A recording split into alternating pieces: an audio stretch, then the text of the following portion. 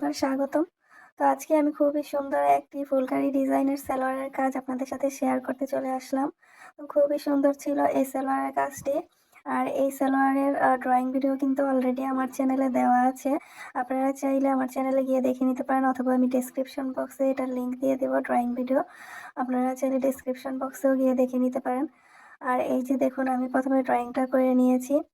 আর অনেক আপুরাই জানতে চান যে আপু আমি কিভাবে ড্রেস অর্ডার করব বা আপনাদের সাথে কিভাবে যোগাযোগ করব। আমি কিন্তু স্ক্রিনে ইমো হোয়াটসঅ্যাপ নাম্বারটা দিয়ে দিয়েছি, আপনারা এই নাম্বারে আমার সাথে যোগাযোগ করতে পারেন। আর অথবা আপনারা চাইলে আমার ফেসবুক পেজে গিয়েও যোগাযোগ করতে পারেন, আমি ডিসক্রিপশন বক্সে পেজের লিঙ্কটা দিয়ে দেবো। তো ইদানিং আমার অনেক ভিডিওগুলোর মধ্যে কমেন্টসের ঝড় বয়ে যাচ্ছে। তো এর মধ্যে এক আপু প্রশ্ন করেছিল যে আপু তুমি এত সুন্দর কাজ কিভাবে করো, কোথা থেকে শিখেছো? আমি কাজ করলে কিন্তু এরকম হয় না, আমার কাজ সুন্দর হয় না। তা আমি কিন্তু কোনো কোর্স করে বা কোনো প্রতিষ্ঠান থেকে প্রাতিষ্ঠানিকভাবে এই সেলাই কাজটা শিখিনি। আমি মূলত ইউটিউব দেখে দেখে এই কাজগুলো শিখে নিয়েছি।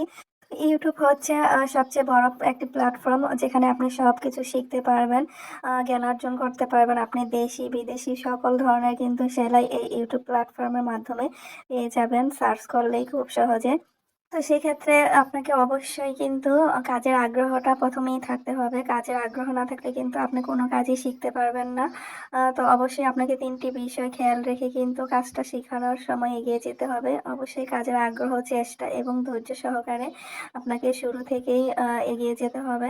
আপনি কাজ শিখতে চাচ্ছেন অথচ চেষ্টা করছেন না, তাহলে কিন্তু আপনি কাজটা শিখতে পারবেন না। অবশ্যই আপনাকে চেষ্টা বারবার চালিয়ে যেতে হবে। একবার না পারলে কিন্তু আপনাকে সেই কাজটা বারবার ট্রাই করতে হবে। তো একসময় চেষ্টা করতে করতে দেখা যাবে যে আপনার কাজটাও একসময় অনেক সুন্দর হয়ে গেছে। আর যার মাঝে এই ৩ টি জিনিস বিদ্যমান থাকবে সে কিন্তু ইউটিউব দেখে এই কাজগুলো শিখে নিতে পারবে। কোনো রকম কোর্স করা লাগবে না। তো বর্তমানে কিন্তু অনেকেই অনলাইনে কোর্স করিয়ে থাকেন। তো অনলাইনে কোর্স করা আর ইউটিউব দেখা কিন্তু একই কথা। তো আপনি বিনা পয়সায় কিন্তু ইউটিউবে একটি কোর্স করে নিতে পারেন খুব সহজেই। হ্যাঁ, অনেকেই আবার আছে যে চোখের দেখায় পারে না এই কাজগুলো একদম হাতে ধরে শিখিয়ে দিতে হয়। তাদের কথা ভিন্ন। তো তারা চাইলে কোনো প্রাতিষ্ঠানিক কোর্স করে শিখে নিতে পারেন।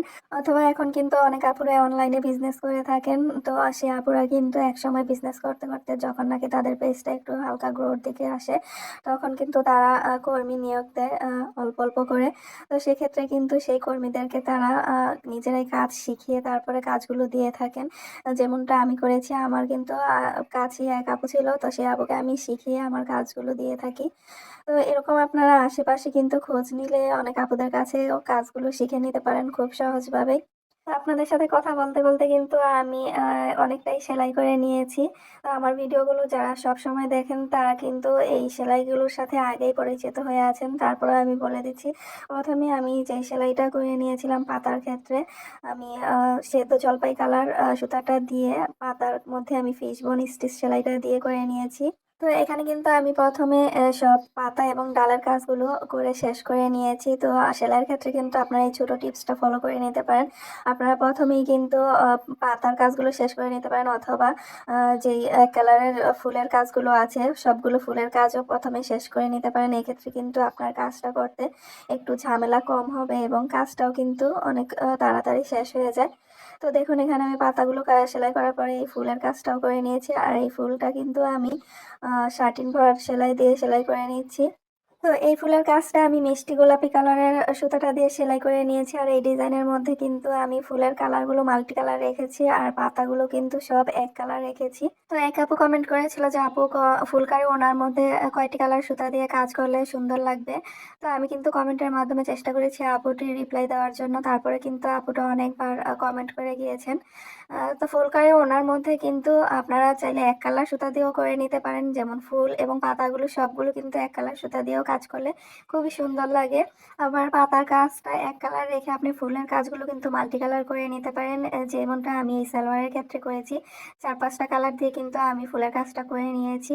তো সেক্ষেত্রে অবশ্যই আপনাকে ১ম এ সেলাই করে দেখতে হবে অল্প অল্প করে, কোন সুতার কাজটা কোন সুতার সাথে সুন্দর লাগছে। তো সেটাই কিন্তু পরবর্তীতে আপনি করে নেবেন। আর যেটা ভালো না লাগে সেটা কিন্তু আপনাকে খুলে ফেলতে হবে।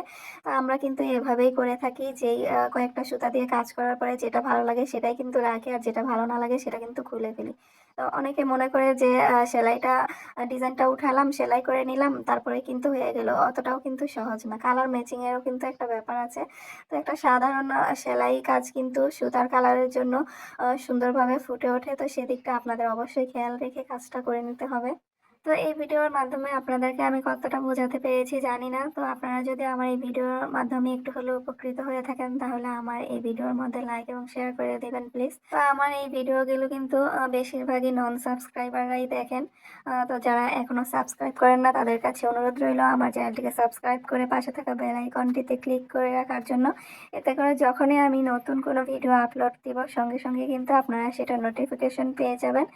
তো নোটিফিকেশন পেলে কিন্তু আপনারা আপনাদের মতো সময় নিয়ে নিজেদের ইচ্ছা মতো পরে ওই ভিডিওটা দেখে নিতে পারবেন। তো আজকে আমি আপনাদেরকে সেলাই সম্পর্কে তেমন করে বলতে পারিনি। তো এখানে আমি আরো একটি ফুলের কাজ করে নিয়েছি। দেখুন, খুবই সুন্দর একটি বকুল ফুলের মতো ডিজাইন। তো সেলাইগুলো কিন্তু খুবই সহজ। আপনারা চেষ্টা করলেই এই সেলাইগুলো দেখেই করে নিতে পারবেন। তো দেখুন, ফ্রেম থেকে খোলার পরে আয়রন ছাড়া কেমন, এবং আয়রনের পরে দেখুন ফিনিশিং কতটা সুন্দর হয়েছে। আর এই কাজটা আপনাদের কাছে কেমন লেগেছে সেটা কমেন্ট করে জানাতে ভুলবেন না। তো পরবর্তীতে এরকম আরো নতুন নতুন ভিডিও নিয়ে হাজির হবে ইনশাল্লাহ। সে পর্যন্ত ভালো থাকুন, সুস্থ থাকুন। আল্লাহ